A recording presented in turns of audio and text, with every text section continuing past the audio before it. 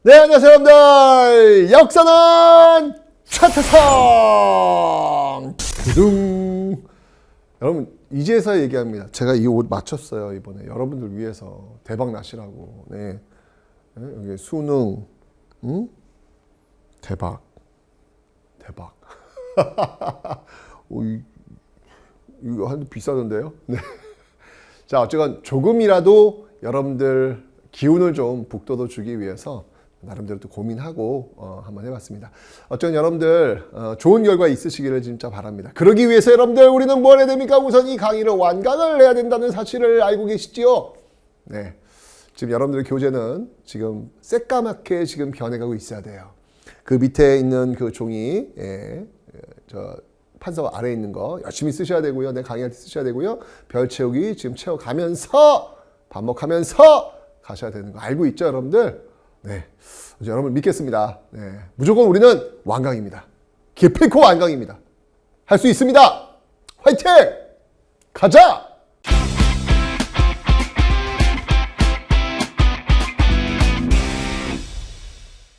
자, 여러분들 이 고려라는 나라는 정말 와, 내가 진짜 이 역사에서 특히 고려는요, 진짜 고려해야 돼. 왜냐하면 정말 자랑스럽다는 생각이 듭니다. 근데 또 그 시대로 돌아가 보면 너무 고생들 하셨을 것 같아. 계속 전쟁이야, 계속 전쟁. 10세기, 11세기는 거란이 쳐들어오고 12세기는 여진 쳐들어오고 13세기는 몽골 쳐들어오고 14세기는 홍건조가 외과 쳐들어오고 어떻게 끊임없이 전쟁이냐고. 참 속상합니다. 네. 하지만 이제 그런 와중에서도 어쨌건 고려는 이 고려의 깃발을 꺾지 않았다는 사실, 이것만으로도 고려 500년의 역사는 존중받아야 된다. 박수 받아야 된다. 박수 받을 자격 있다. 라고 저는 확신을 하고 있습니다. 아마 고려시대에서 한 문제가 나온다면 왕을 묻거나 또는 이 외침사를 묻거나 둘 중에 하나를 물을 거예요. 그만큼 중요하다는 이야기입니다. 왜냐하면 우리의 자랑스러운 역사이기 때문에 그 자랑스러운 역사를 시험 문제에 내고 싶은 거죠. 출제위원들은요. 그래서 이 부분은 여러분 놓치지 않으셔야 되겠습니다. 자, 지금부터 들어갑니다. 자, 보십시오. 이 전쟁이 일이 많았습니다. 거란요, 이 10세기, 11세기 쳐들어왔고요. 여진 12세기 쳐들어왔고요. 몽골 13세기 쳐들어왔고요. 홍건조가 왜고 14세기 쳐들어왔고요. 오지 않아도 돼요. 예, 그냥 거기 있어도 돼요. 예, 손만 나와도 돼요. 괜찮아요, 감독님. 예. 그래서 이런 10세기, 11세기, 12세기, 13세기, 14세기에 걸쳐가지고 정말 이렇게나 많이 쳐들어왔음에도 불구하고 정말 깃발을 꺾지 않았다는 이 사실, 이 자랑스러운 역사가 참 대단합니다. 자, 그래서 하나씩 한번 살펴보는 시간을 갖도록 하죠. 자, 먼저 거란족이 쳐들어왔을 때 거란이 세운 나라를 요나라고 하는데 이것도요 무려 3번이나 쳐들어와요. 3번이나. 3번 다 막아내잖아. 자, 그래서 이 외침사를 공부할 때 여러분들이 꼭 기억할 포인트는 뭐냐면 그때 활약했던 인물들을 중심으로 공부하시면 돼요. 인물들을. 1차 침입 때, 3차 침입 때 활약했던 인물들이 이렇게 짜잔 나오고 있습니다. 자, 먼저 서희라는 인물이 있습니다. 서희가요. 강동 6주. 너무너무 중요하죠. 어떻게 되냐면 거란이 쳐들어왔어요. 당시 많은 그 관료들이 어떻게 큰일 났다 큰일 났는데 그럼 어떻게 할까? 그러면 어떻게 그들이 뭘 원하는데 땅을 내달라는 거야? 그래, 땅을 내주자. 그리고 빨리 끝내자. 이렇게 주장을 합니다. 그때 서희가 벌떡 일어나죠. 지금 뭐 하는 것이오? 아니, 적들이 쳐들어왔으면 적들이 왜 쳐들어왔는지는 알기라도 하고 그 다음에 대책을 세워야지. 이거 그냥 땅부터 내주는 이 말이 된단 말이오. 이렇게 하면 나중에 우리 후손들이 지금의 이 자리 우리를 얼마나 우습게 여기겠소? 라고 이야기를 해요. 저는 이 서희야말로 역사가 무엇인지를 아는 정치인이었다 라고 저는 생각을 합니다. 그러니까 진짜 전 정치하시는 분들은 항상 이런 생각, 내가 하는 것들이 역사의 한 페이지가 된다라고 하는 것을 제발 잊지 않았으면 좋겠다라는 생각이 들어요. 서희는 그 역사가 무엇인지를 알고 있었던 거예요. 서희는 역사란 거울 앞에 자신을 세울 수 있는 능력이 있었던 사람이죠. 그래서 그 국무회의에서 벌어지고 있는 내용들이 나중에 후손들이 어떻게 평가할 것인지에 대해서 고민했던 사람이에요. 그래서 서희는 이건 아닌 것 같다. 이건 아닌 것 같다. 내가 직접 적장을 만나고 오겠다라고 해서 서희가 적진으로 가는 겁니다. 그래서 소손영이라는 적장을 만나죠. 근데 참 이상하더란 말이지. 아니 거란족이 쳐들어왔어. 그럼 빨리 밀고 내려와가지고 개경을 공격하려고 해야 되는데 아니 국경선을 넘어왔는데 거기서 딱 진치고 우리 보고 와서 항복하래. 이건 뭘까? 진짜 항복을 원한다라고 하면은 빠르게 쳐들어와서 개경 이 앞에서 딱 진치고 말이지 막 이렇게 시위를 하고 말이야. 그래야 되는데 그걸 안 한단 말이지. 뭘까? 그러면서 대화를 통해 가지고 그들의 의중을 알게 되죠. 아 그렇구나. 얘네들은 우리랑 싸울 의도가 없구나. 빨리 우리랑 협상해가지고 돌아가고 싶구나. 왜일까? 거란족이 진짜 싸우고 싶은 나라는 바로 중국 송나라구나. 송나라랑 싸우고 싶은데 송나라랑 고려랑 친하니까 송을 치러 갔을 때 혹시 이 고려가 이 거란의 배후를 칠 거에 대한 두려움. 그래서 이들은 쳐들어와가지고 고려가 거란과 사이좋게 지내겠다는 약속만 받아내고 빨리 돌아가고 싶구나 라는 걸 딱 눈치챈 거예요. 그래서 이야기합니다. 자 여기서 이 외교의 달인, 외교의 화술이 나오는 겁니다. 자 서희가 뭐라고 얘기하냐면요. 좋아 알았어. 너희들 원하는 게 지금 고려가 너희들과 친하게 지내는 걸 원하는 거지. 근데 원래 우리 너희들하고 친하고 싶었어. 그런데 쭉 가는 길에 저쪽 지금 이제 평안북도 쪽이죠. 그쪽에 강동 육주라고 있는데 여기에 여진족들이 지금 있다. 요거 우리가 관리하면 너희 나라랑 직접 갈 수 있잖아. 어떻게 우리한테 줄 수 있겠어? 그럼 너희랑 친해질 수 있을 것 같아. 그때 소손영이 오케이 알았어. 그거 너희들 가져. 너희들이 가지고 우리랑 친하게만 지내. 라고 해서 강동 육주를 확보합니다. 여러분들 싸우지도 않고 영토를 확보한 거예요. 대박 아닙니까? 아니 지금 거란이 쳐들어온 거야. 쳐들어왔는데 오히려 우리가 영토를 확보했어. 싸우지도 않고. 야 대박 아닙니까? 이게 바로 외교예요. 이게 바로 외교예요. 그럼 여러분들 그러면 거란은 손해본 것 같아요? 전혀요. 거란도 역시 마찬가지로 만약에 고려가 우리의 그 거란의 그 후방을 튀지 않겠다는 약속을 했으면 거란으로서는 어찌 보면 거란은 넓은 영토가 있는데 강릉 육주는 작은 일부분일 수 있거든. 이거 투자한 거예요. 더 넓은 송나라를 갖기 위해서 강동 육주 이 작은 거 투자한 거예요.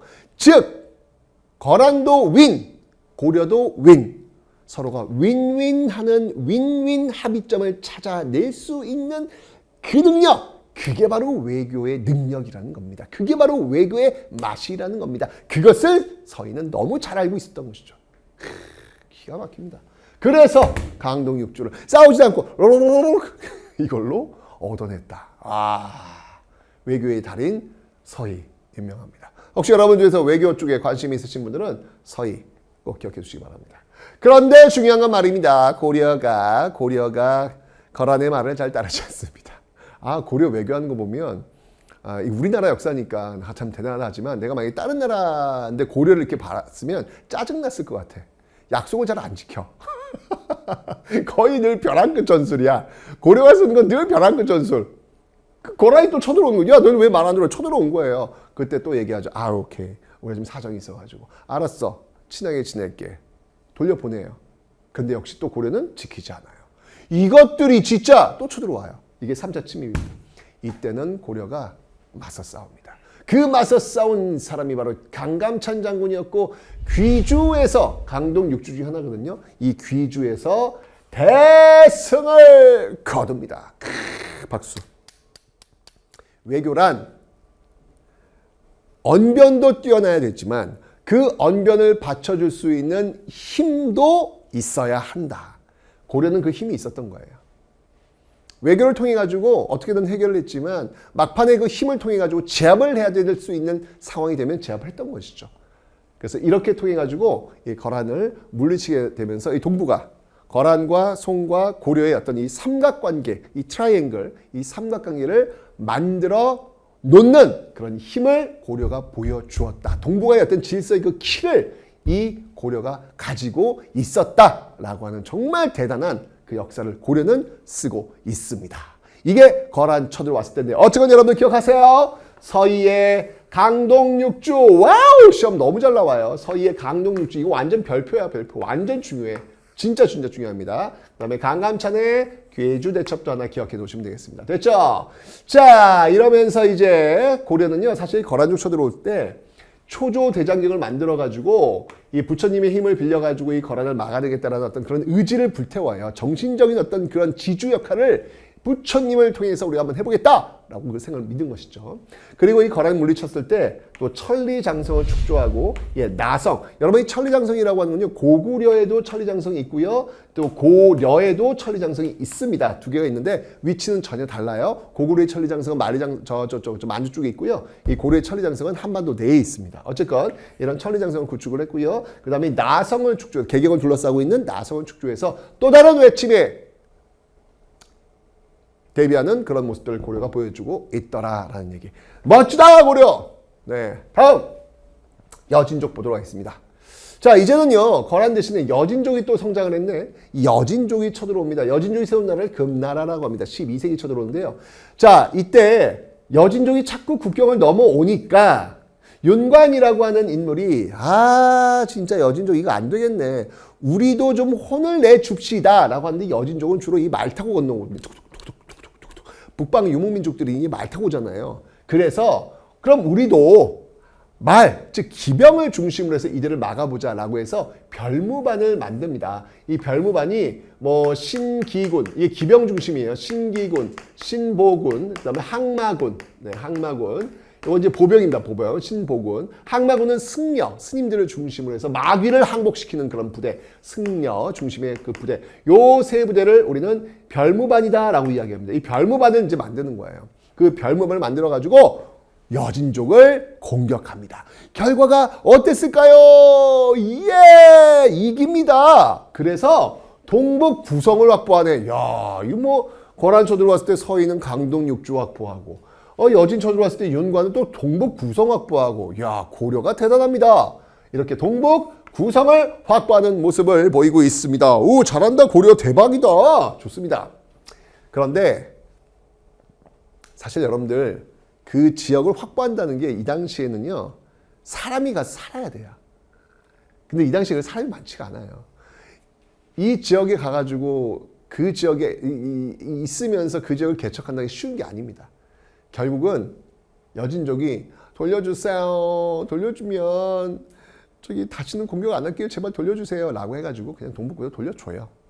돌려줍니다. 왜냐면 우리가 관리할 수 있는 그런 능력이 아직은 안 됐던 것이죠. 아쉽다. 그죠? 자, 그래서 동북구성을 돌려주게 되는 그런 모습들을 보이고 있다라는 거. 자, 그렇지만 여진은요, 계속해서 성장합니다. 계속해서 커집니다. 이러면서 이제 금나라를 세우고 이제, 야, 고려, 옛날의 여진이 아니야. 너희들 별무반 때문에 우리가 동북구성을 잃어버렸을 때 그때 여진 생각하면 안 돼. 우리는 이 엄청나게 큰 제국을 건설 중이야. 어떻게? 4대 할 거야, 안 할 거야? 라고 압박해 들어오죠. 이때 고려의 집권 세력들, 이자겸, 우리 이자겸 알고 있어. 이자겸 알고 있어. 분명히 호족의 시대, 다음의 시대가 문벌의 시대인데 그 문벌의 시대 때 그 모순들, 자신들이 그 기득권을 놓지 않던 그 사람들, 그 사람들에 의해서 난이 벌어지니 그게 바로 이자겸의 난이다. 우리 배웠습니다. 그죠?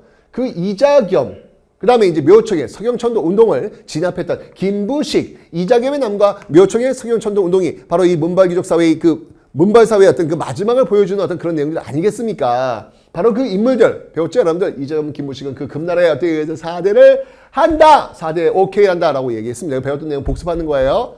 그래서 반발했던 것이 바로 묘청의 서경천도 운동, 금정벌, 고구려 개성, 풍수지리, 불교를 바탕으로 한 묘청의 서경천도 운동이 그래서 일어나고 있는 겁니다. 복습한 거예요, 여러분들. 새로운 거 아닙니다. 우리 이미 있던 거 다시 한번 복습했습니다. 자, 이렇게 해서 여진족과의 관계가 끝났고요. 자, 알고 있겠지만 그 모순을 해결하지 못해서 결국은 1170년 무신장면이 벌어졌고, 결국 이 문벌들은 그 무신들의 칼에 맞아서 무너지게 되었다라고 설명드렸습니다. 이러면 나온 게 바로 무신시대. 자, 그런데 이 무신시대 때 바로 누가 또 쳐들어오면 몽골이 쳐들어오네. 바로 징기스칸의 나라, 바로 몽골이 쳐들어오게 됩니다.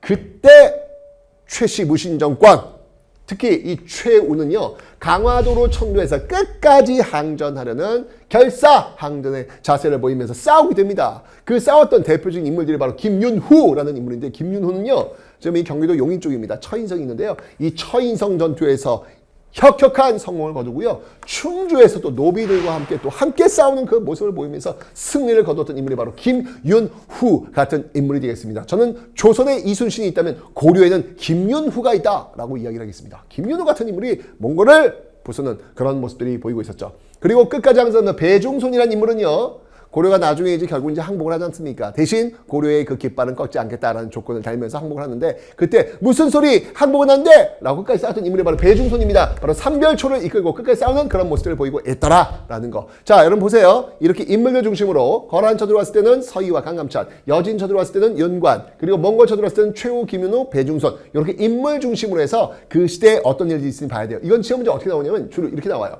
여기 잘해주고요, 가. 여기 잘해주고요, 나. 이렇게 줘요. 그래서 문제에 가와 나 사이 시기에 있었던 사실로 옳은 것은 뭐 윤관이 별무반을 설치하였다. 윤관이 동북 구성을 확보했다. 이렇게 이걸 답지로 고르는. 그래서 이 흐름을 묻는 문제가 정말 자주 나오니까 여러분들 그걸 놓치지 마시고 꼭 좀 공부를 좀 해놓으시라 라는 말씀을 드리겠습니다. 아셨죠? 자, 어쨌건 간에 이 몽골 이 항제 과정 속에서 결국 나중에 이제 항복을 한단 말이에요. 자, 그리고 공민왕의 개혁 속에 의해 가지고 이걸 물리치는 어떤 그런 모습도 있잖아요. 그죠? 자, 홍건적과 왜구. 자, 이 홍건적과 왜구의 어떤 그 침략 과정 속에서 이제 신흥 무인세력이 성장해요. 이들이 홍건적과 왜구를 물리치면서 승리를 거뒀던 인물들이 있으니 그 인물들이 바로 최영이라든지 이성계 이런 인물들. 앞에 제가 설명드렸죠. 바로 이런 신흥 무인세력들의 힘과 바로 새로운 시대를 열겠다고 포부를 다했던 바로 그 신진 4대부 무엇을 수용했다? 성리학을 수용했다. 이들이 결합을 해가지고 세운 나라가 바로 조선이라는 나라다 라고 제가 설명드렸잖아요. 그죠? 그 흐름들을 지금 여러분들이 보고 계신 겁니다. 됐죠? 자, 너무너무 중요해. 거란, 서희, 강감찬, 여진, 윤관, 윤관 정도. 그 다음에 몽골, 최후, 김윤후, 배중손, 홍건적과 왜구, 이성계. 오케이? 좀 기억을 좀 해놓으시면 되겠습니다. 너무 중요한 그런 내용들이었습니다. 됐죠? 여기서 아마 한 문제 낸다면 꼭 낼 것 같아요. 다음 보죠.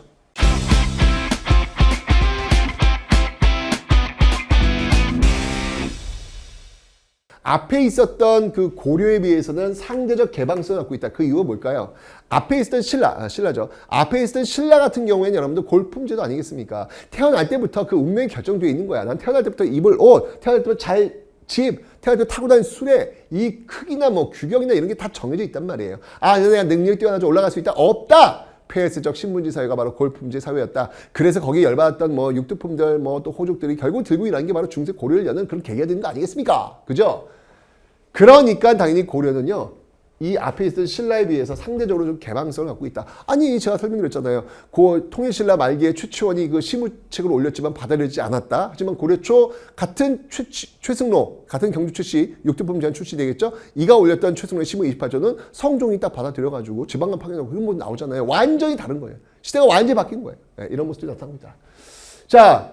신문제. 하지만 그래도 신문제입니다. 그래서 지배층과 피지배층으로 나눠 볼 수 있겠더라라는 거. 자, 이 지배층의 흐름들, 이건 설명드렸잖아요. 호족에서, 문벌에서, 신에서, 권문세족에서, 신진사대부로 넘어가는 그 흐름들이 있다라고 제가 쫙 스펙트럼을 알려드렸습니다. 그죠? 자, 양반! 부터 볼게요. 양반 문벌들입니다. 양반 문벌들. 양반이라고 하는 거는 양반, 문반과 무반, 양반과 무반, 양반, 문반과 무반, 양쪽에 있는 반에서 양반이라고 얘기하는 것이죠. 이 양반 문벌들, 폐쇄적 혼인, 그 다음에 전식과 음서를 통해서 경제적인 이득을 또 취하고 있는 그런 모습들. 자, 여기 전식과가 나왔는데 전식과 뭐냐면, 여러분들 기억나죠? 앞에 제가 그 신문왕 이야기할 때, 통일신라 때 이 당시에 그 관료들은 도대체 월급을 뭘로 받았을까? 그때 관료전을 지급하고 노블 폐지했다. 기억나십니까? 기억이 안 난다고? 기억나야지. 자, 그 당시에 그 월급들은요, 그 토지의 수조권, 즉 토지에서 거둘 수 있는 세금을 대신 받아간다라고 설명드렸습니다. 토지의 소유권을 주는 게 아니라 토지에서 나오는 세금을 거둘 수 있는 권리 준다고 그랬잖아요. 바로 그거예요. 똑같아요. 그래서 통일신라는 그걸 관료전이라고 했던 것이고 고려는 전시권이라고 했던 거예요. 전지는 뭐냐면 토지, 그 다음에 시지는 뭐냐면 바로 임야, 이건 땔감 같은 거. 이 전지와 시지를 자신의 등급에 따라 가지고 나누어 주었다라는 것을 의미하는 겁니다. 바로 전식과. 이거 일한 대가로 받는 것이죠. 음서. 문벌집안에 태어나면요, 시험을 보지 않고도, 과거 시험 보지 않고도, 과거는 이제 광주도 만들어지잖아요. 근데 그 과거 시험 보지 않고도 관직에 올라갈 수 있는 그런 기회가 주어집니다. 왜? 금수저입니다. 지금은 불가능하죠.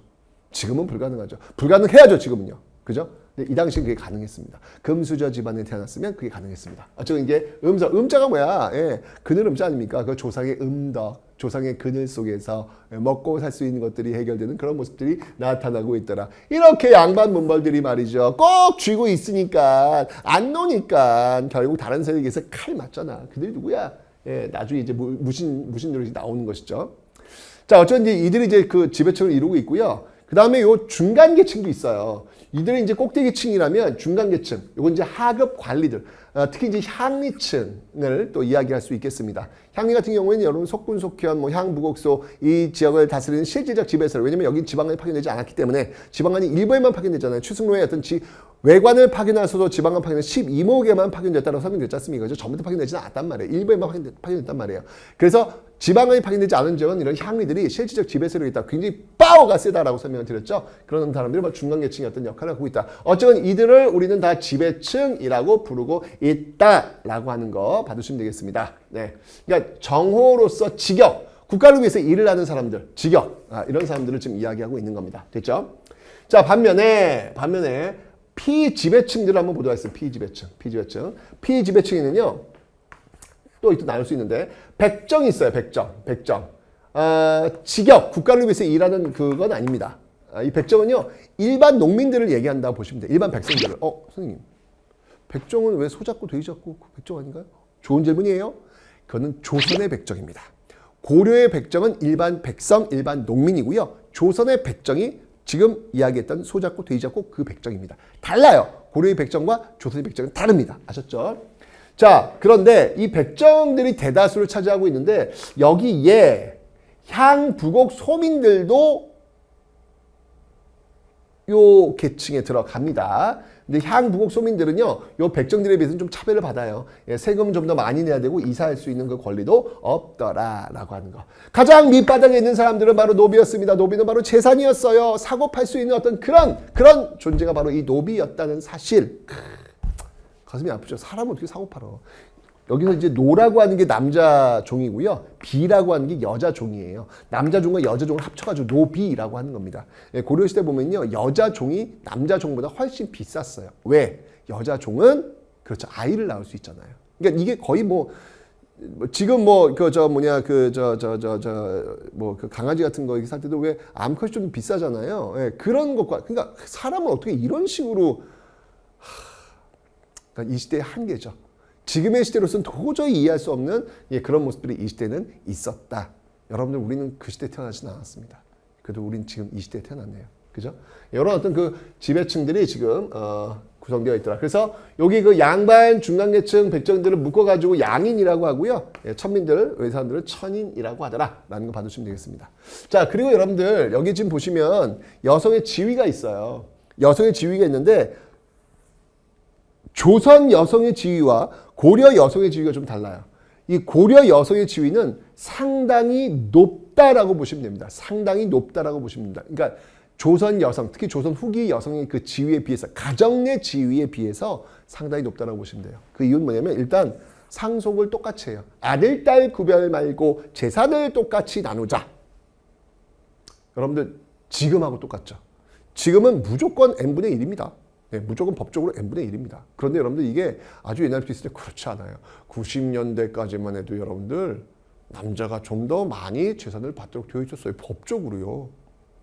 민법이 바뀌면서 그 이후에 남녀 구분 없이 똑같이 n분의 1 나왔는데, 그러니까 이미 고려 시대는 그게 있었던 거야. 대박.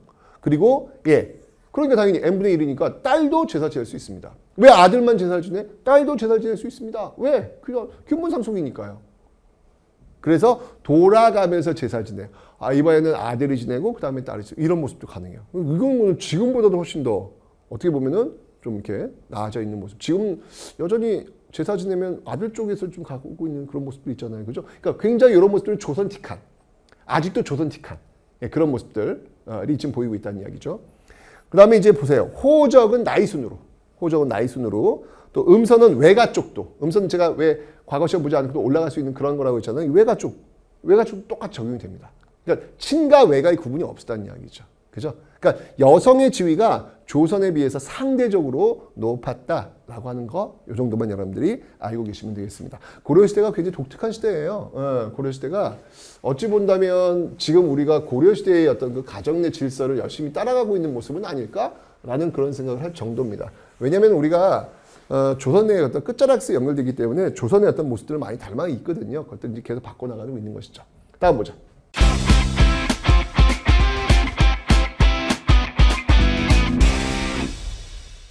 자, 이제 문화 파트 한번 보도록 하겠습니다. 자, 문화 파트. 자, 두둥두둥 유학, 역사, 불교, 풍수, 지리, 사회와 관련된 내용들 한번 볼 텐데요. 자, 먼저 유학부터 한번 살펴볼게요. 항상 이 기준점을 1170년을 쭉 나눠가지고 고려 전기와 고려 후기로 나누어서 좀 보시면 되겠습니다. 됐죠? 자, 고려 전기의 대학교는 국자감이 있어요. 자, 정리 한번 해볼게요. 자, 고구려의 대학교는 소수리망 때 무엇? 대학. 통일신라의 대학교는 신문왕 때 무엇? 국학. 발해의 대학은 무엇? 주자감. 고려의 대학은 무엇? 국자감. 조선의 대학은 무엇? 성균관. 뭐 요거 한번 정리 한번 해봅시다. 그래서 국자감, 지방에는 향교. 요건 이제 조선시대까지 이어지게 됩니다. 조선시대까지 향교는 지방교육을 담당하고 있더라라는 거 봐두시면 되겠네요. 그런데 고려는요, 이렇게 사립학교가 꽤 힘이 셌어요. 그러니까 여기는 이제 관악은 이제 국립학교죠. 국립학교보다 사립학교의 파워가 더 셌어요.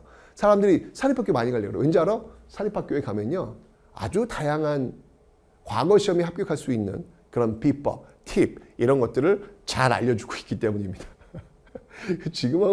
지금하고도 비교하면 좀 재밌는 모습인 것 같아요. 이 당시 고려는 여러분들 지금 왜 그 강남 8학군 뭐 대치동 일대 그런 거 있잖아요. 똑같이 그때도 있었어요. 개경에 그 학원가들이 밀접해 있는 과거 시험에 합격하려고 있었어요. 거기서 일타 강사도 있었어요. 과외 선생님도 있었고요. 다 있었어요. 바로 그 일타 강사, 그 과외 교습까지 다 받으면서 과거 시험에 매진했던 인물이 바로 이규보라는 인물입니다. 동명왕편, 네, 저 동국 이상국집을 썼던 이규보라는 인물. 그 당시에는요, 치맛바람은 없었고요. 네, 왜냐면 여자들이 밖으로 이렇게 나돌아다니는 그런 시대는 아니었으니까, 고려시대만 해도. 물론 가정 내 지위는 상당히 높았지만 그 당시에는 도포자락바람. 네, 아빠들의 바람. 이규보의 그 아버지가 어떻게든 이 아들을 과거 시험에 합격하려고 정말 다 때려 부숴요. 기러기 아빠를 자처합니다. 네.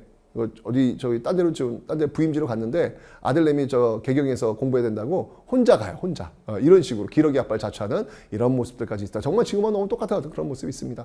이규보가요, 정말 모평을 보면 정말 전국 수석인데 수능만 보면 성적이 안 나와서 떨어지네. 미치겠네. 왜 이런 친구 있잖아요. 이규보가 그랬어요. 결국 그래가지고 계속 떨어져요. 떨어지다가 결국은 나중에 이름까지 개명합니다. 이름까지 개명했는데 그 이름이 바로 이규보예요. 원래 이름이 아니에요. 이름 개명해가지고 드디어 붙었어요. 여러분들 수능 합격하려면 어떻게 해야 돼요? 이름을 바꾸세요. 네. 어쨌건 자, 이렇게 해서 이 사학 여기 들어가려고 무진장애를 썼습니다. 근데 그 사학의 원탑이 바로 이 최충이 문헌공도라고 그런 학교가 있는데 최충이라는 인물이 원탑이었다라는 거 봐주시면 되겠습니다. 자, 그러다가 여러분들 고려 후기로 옵니다. 고려 후기는요, 제가 얘기했습니다. 바로 비전이 있어야 된다. 무신들이 비전이 없었기 때문에 결국은 무너질 수밖에 없었다. 힘만으로는 안 된다. 그러나 조선을 세웠던 사람들은 그 비전이 있었다. 그 비전이 무엇이다? 바로 신진사대부의 성리학이었다라고 설명드렸잖아요. 그죠? 바로 안양에 의해서 소개가 되었는데요. 이 성리학을 수용한 이 신진사대부들이 바로 신흥 무인 세력들, 바로 이성계와 결탁하면서 조선을 건국했다라고 제가 설명을 드렸습니다. 요거 기억해 두시면 돼요. 오케이. 다음 역사 볼게요. 역사. 삼국사기.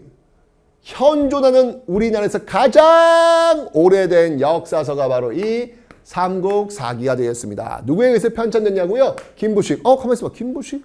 들어봤는데 김부식이 누구지? 그렇지. 문벌사회 때 양반 문벌들이 있었던 그 시대에 그렇지. 바로 묘청의 서경천도 운동을 진압했던 인물 그 김부식 맞습니다. 그 김부식 썼던 그 삼국사기가 현존하는 물론 그 이전에 역사서 많이 있었겠죠. 고구려사도 있고 백제사도 있었겠죠. 하지만 그게 남아있질 않고요. 오로지 삼국사기만 존재할 뿐이니까 이 삼국사기 현존은 가장 오래된 역사서라고 보시면 되겠습니다. 혹시 여러분들 집에 다락 같은데 이렇게 굉장히 오래된 책이 있으면 한자로 쓰여 있으니까 읽지 못하지 일단 저한테 가져오세요. 네, 제가 보고 굉장히 중요한 역사서다라고 하면 제가 일단 챙겨놓도록 하겠습니다. 아셨죠?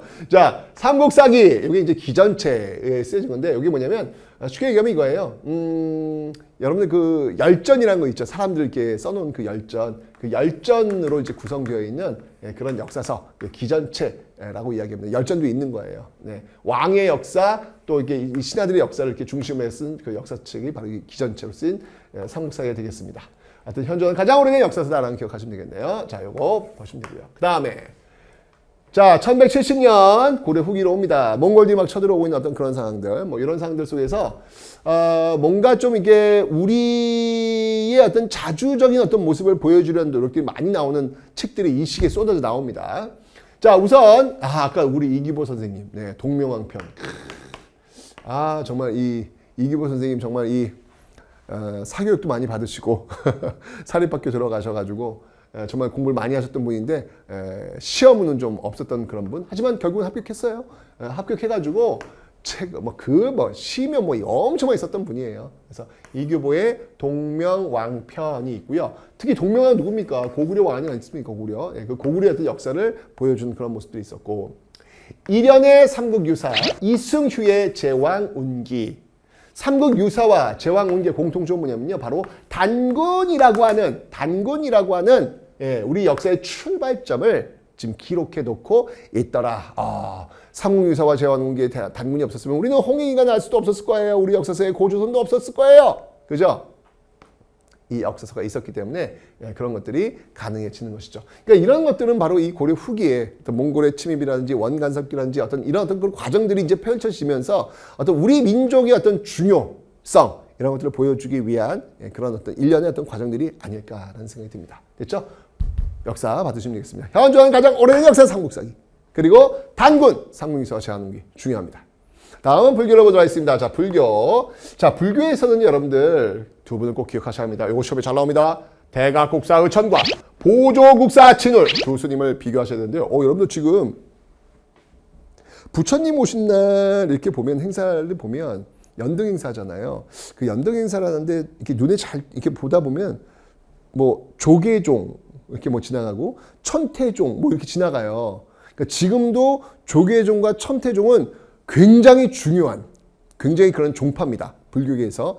그런데 그 조계종과 천태종이 언제 만들어졌냐? 바로 고려시대 때 만들어지고 있더라. 바로 의천에 의해서 천태종이, 진울에 의해서 조계종이 만들어지고 있더라라는 겁니다. 근데 이 고려시대의 불교의 핵심은 뭐였냐면 어떻게 하면 선종과 교종을 통합할 수 있느냐가 핵심이었어요. 여러분들 선종과 교종 아시죠? 교종은 교리, 문자를 중심으로 해서 외우면서 부처님의 뜻을 깨닫는 것, 선종은 참선을 통해서 부처님의 뜻을 깨닫는 것, 다르다고 설명드렸습니다. 그죠? 자, 이 호족들은요, 바로 이 선종에 집중하면서 자신의 그 힘을 키울 수 있었다. 누구나 부처가 될 수 있다. 누구나 왕이 될 수 있다는 논리로 호족들의 인기를 끌었다고 제가 앞에 설명드렸던 그 선종이에요.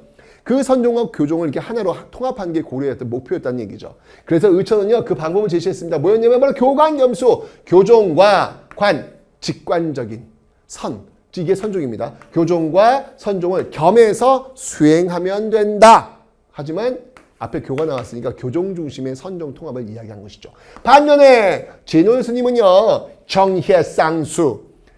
역시 마찬가지로 선정, 이거는 선정에 들어간다. 참선 얘기하는 거예요. 이거는 선종이죠. 혜, 지혜, 지식이에요. 공부예요. 이건 교종을 얘기하는 거예요. 바로 선종과 교종은 함께 공부를 해야 한다. 똑같은 말이에요. 저 교관겸수와 정혜쌍수는 똑같은 말이에요. 하지만 뭐가 우선이다? 의천은 교종 중심의 선종 통합이었고 진울은 선종 중심의 교종 통합을 이야기하고 있더라라는 거. 그리고 좀 더 나아가서 진울은요. 그렇게 깨달은 다음에 문득 깨달은 다음에도 여전히 수행을 해야 된다라는 도노 점수를 주장했던 인물이기도 합니다. 그리고 하나 진울은요. 그리고 이런 참선을 수행하는 데 있어가지고 너무 불교가 타락한 거야. 막 그 돈에 그냥 그 돈 맛을 알면서 이 고려 불교가 지금 막 맛이 가고 있는 거야. 이러면 안 돼. 이건 아니야. 이건 지금 불교의 그 불자들이 해서는 안 되는 것이지.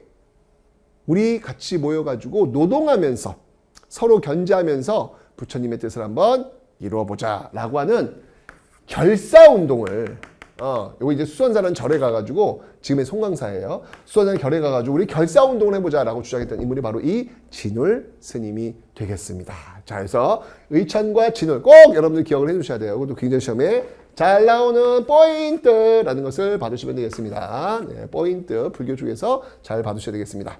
그 다음에 이제 진울의 제자예요. 희애심은요, 유불일치설, 유교와 불교는 비슷한 데가 있는 것 같아 라고 주장했던 그런 내용들도 있습니다. 봐주시면 되고요. 마지막으로 풍수지리설을 한번 보겠습니다. 풍수지리설은 이미 얘기했습니다. 몇 초의 석영천농도 개경의 기는 이미 쇠했습니다. 이제 석영의 기가 올라오고 있으니 그것으로 천도해야 됩니다.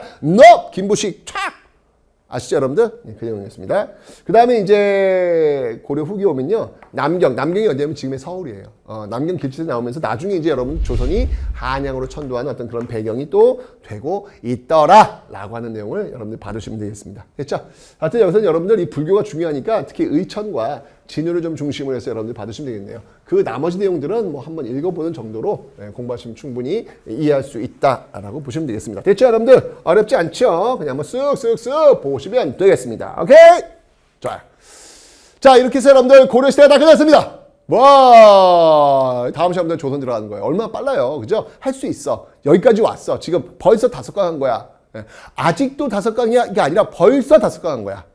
무슨 일이 있더라도 우리 완강할 수 있어. 완강할 수 있어. 좀만 힘내보자. 좀만 더 빠르게 좀 많이 해서 빨리 이 시간까지 완강을 하고 한번 좀 뿌듯한 마음으로 나는 할 수 있어 라는 자존감을 가지고 여러분들이 보시면 되겠습니다. 자, 다음 조선시대 또 한번 만나도록 하겠습니다.